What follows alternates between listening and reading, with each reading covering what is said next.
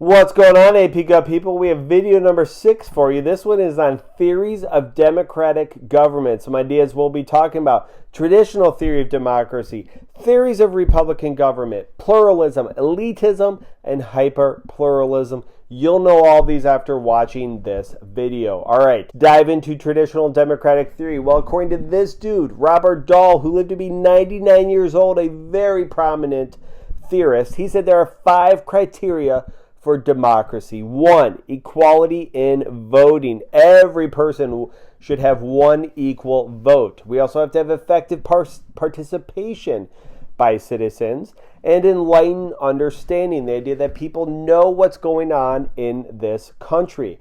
Citizen control of the agenda, the idea that people have control of public policy and decisions that the government makes. And finally, inclusion of all people. All right, so let's take a look at other essential elements of democratic theory. Well, we have a majority rule, and this is the idea that policies reflect the beliefs and wishes of the majority or more than 50%.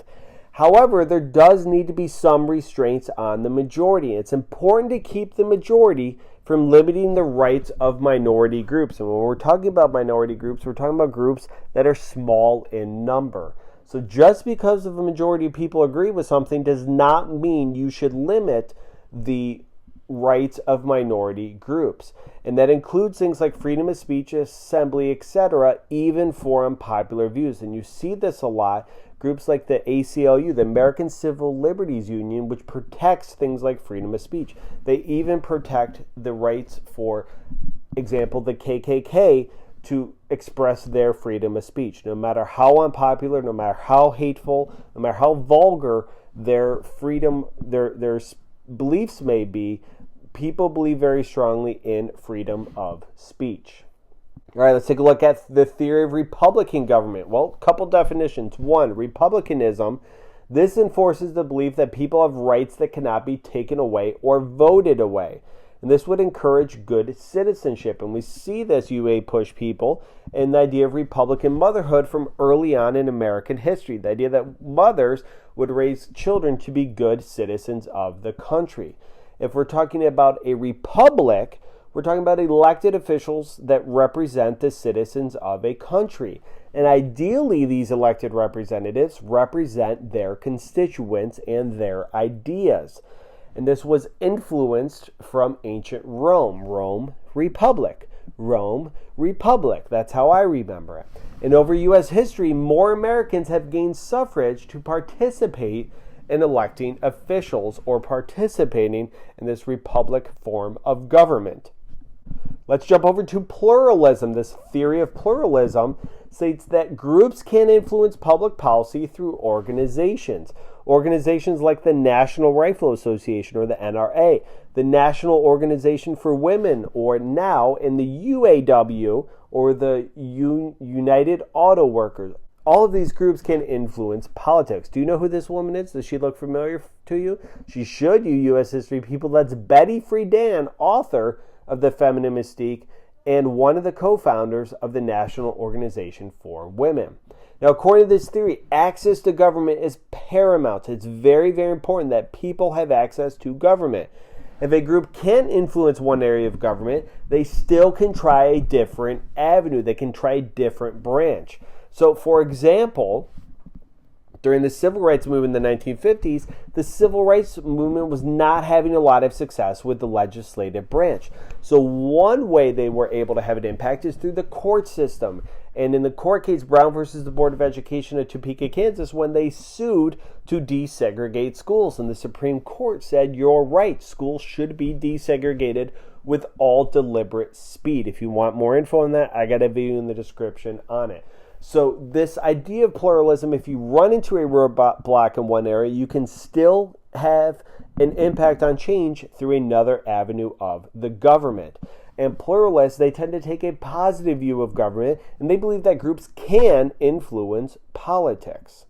Let's jump over to elitism. This is more of an opposite view and a negative view. And they believe that society is separated between wealthy, or the elite, and the non-wealthy.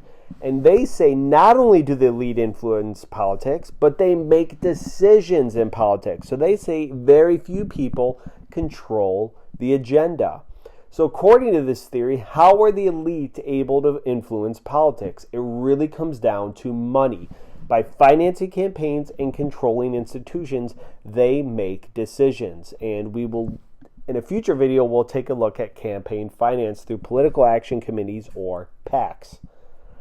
Finally, we'll finish up with hyperpluralism theory number 5. This is the belief that there are so many groups competing that the government is weakened. I like to think of this as too many cooks in the kitchen. There's so many different people that can lead to gridlock where little is achieved. If you ever gone out with a bunch of your friends, you're all trying to figure out where you're going to go on a Friday or Saturday night, and there's so many of you, you can't make a decision, that is hyperpluralism there. So many levels of government in America can make policy difficult to implement. So let's go back to federalism, video number 5. What is the name of federalism in which both state and federal government share responsibilities? What type of federalism is that? I'll give you a hint. There it is. Cooperative federalism or marble cake federalism. If a group is not successful in Congress, they can delay projects in courts, labor unions, civil rights, businesses taking government agencies to court. They can all go to the courts to try to get their result. And that could be positive or negative depending on how you view the situation. All right, so quick recap. 5 requirements of democratic theory according to Robert Dahl. Why is it important to have limits on the majority? What is the Republican theory? Pluralism, elitism, and hyperpluralism. Be able to identify and describe all of them. For test tips, be able to identify characteristics of each of those theories I just mentioned. And for free response, the 2012 part of it was based on interest groups and ways interest groups influence politics. Part of it was based on this video. The other part we'll come back to in a future video. All right, guys, I will see you right back here for unit number 2, the first video of unit 2. Video number 7, citizens' beliefs about their government. I thank you guys for watching. If you have any questions or comments, leave them in the comment section below.